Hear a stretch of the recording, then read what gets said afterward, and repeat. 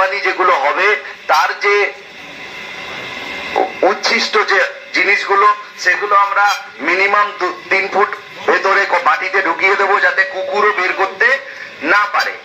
এবার আমি আবার বলছি, এই দুটো হলো আইন, যে গরু মোষ এগুলো জবাই করতে গেলে সরকারি সার্টিফিকেট লাগবে, যেটা দেবে হচ্ছে পঞ্চায়েত সমিতির সভাপতি এবং সরকারি কোনো পশুর ডাক্তার।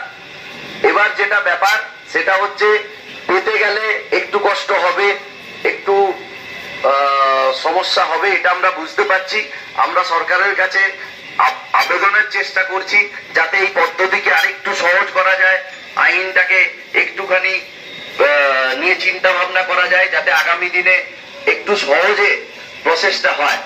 এই বছর এই আইনটাকে আমাদের সবাইকে সম্মান দিয়ে হাইকোর্টের, আমি আবার বারবার বলছি, এটা সরকারি কোনো নির্দেশ আমি পড়িনি, আমি যে নির্দেশটা পড়লাম এটা মহামান্য কলকাতা হাইকোর্টের 2018 সালের অর্ডার।